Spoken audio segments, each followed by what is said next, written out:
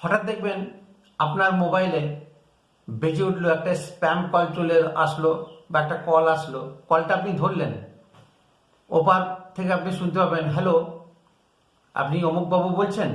হয়তো আপনার নামটা কালেকশন করে নিয়েই নিয়েছে সে। আপনি বললেন হ্যাঁ, কোথা থেকে বলছেন। সঙ্গে সঙ্গে বলতো আমরা একটা সার্ভে করছি, মার্কেটিং সার্ভে।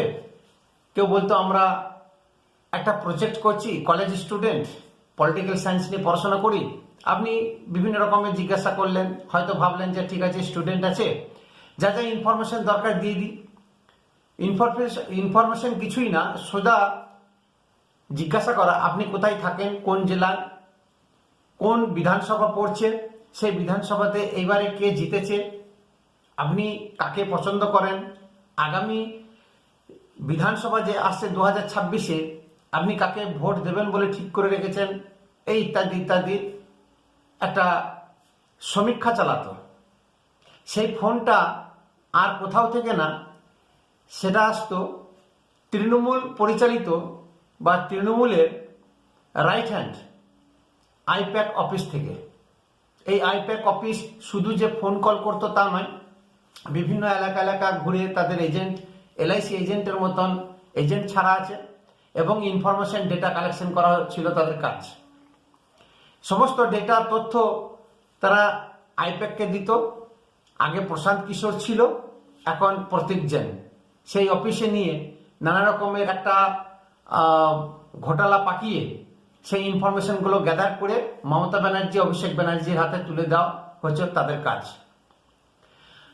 এই আইপ্যাক অফিসে বা আইপ্যাক অফিসটা সমান্তরালভাবে যে পশ্চিমবঙ্গ সরকারটাকে চালাচ্ছিল, আজকে ইডি যদি রেড না মারতো আমরা কিন্তু বুঝতে পারতাম না।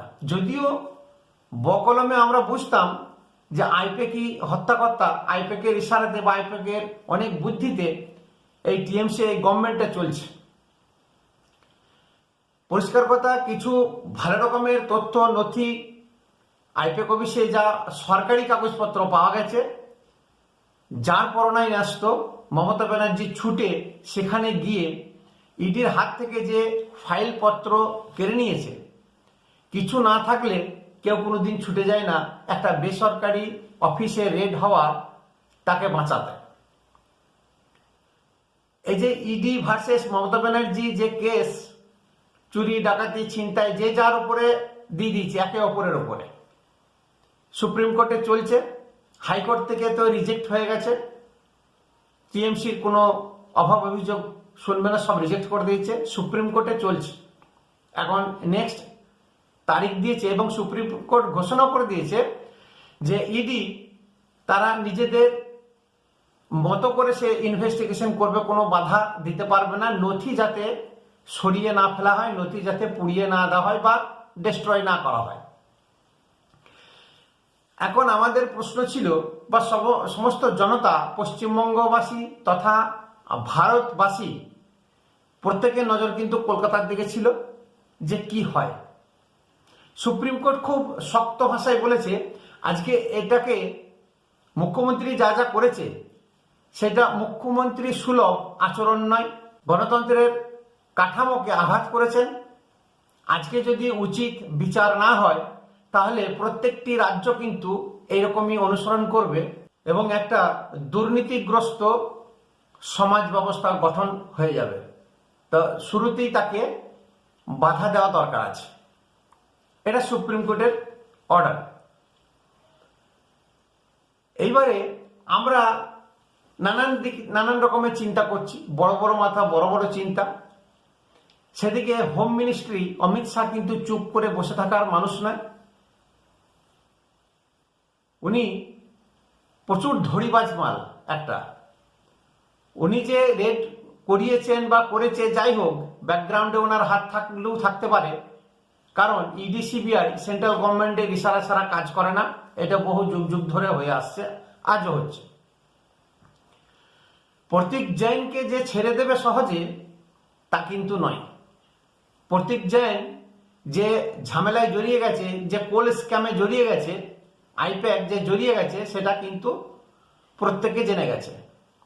সেই প্রতীক জৈনকে খুব ভালোভাবে ব্রেন ওয়াশ করা বা তাকে নেওয়া, কাস্টডিতে নেওয়া বলুন বা তার সঙ্গে সওদাবাজি করা বলুন, সেটা যে করবে না এটা তো হতেই পারে না। আজকে দেখুন সেই প্রতীক জৈন কিন্তু, যেটা খবর, প্রতীক জৈন কিন্তু ধীরে ধীরে তৃণমূল কংগ্রেসের থেকে দূরত্ব বাড়াতে শুরু করে দিয়েছে। এইবারে অভিষেক ব্যানার্জি ও মমতা ব্যানার্জি যে প্রতীক জৈনের দৌলতে, আইপ্যাকের দৌলতে যে লাফালাফি, যে রাজনীতিকরণ শুরু করেছিল বা হচ্ছিল, তাদের বুদ্ধিতে চলছিল, আজকে কিন্তু সেই দলটা, আজকে হুমায়ুন কবির আলাদা, ববি হাকিমও কিন্তু হাতের বাইরে, বড় বড় তাবর নেতা কিন্তু আস্তে আস্তে সরে যাচ্ছে। প্রতীক জৈনও যদি পাকাপাকিভাবে ফাইনালি সরে যায়, যেটা কথা হচ্ছে, প্রতীক জৈন কিন্তু, আমার মনে হয় প্রতীক জৈন কিন্তু টিএমসির হয়ে আর ভোট কৌশলীর কাজ করবে না। সেটা কিন্তু অমিত শাহ ভালো করে স্ক্রু টাইট দিয়ে দিয়েছে।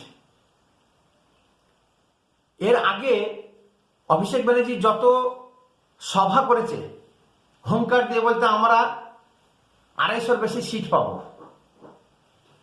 যখনই প্রতীক জৈন ধরা পড়লো বা অফিসে রেড হলো, তারপর থেকে সুরটা কিন্তু নরম হয়ে গেছে। সেই 250 থেকে 210-এ চলে এসেছে, 211-তে। যে 200 সিট পেয়েছিল 2021-এ, এখন বলছে আমরা একটা হলেও বেশি পাবো। আর কিছুদিন যেতে দিন, আর মাসখানেক, 1.5 মাস পরে হয়তো বলবে যে আমরা সংখ্যাগরিষ্ঠতা নিয়ে সরকার করব।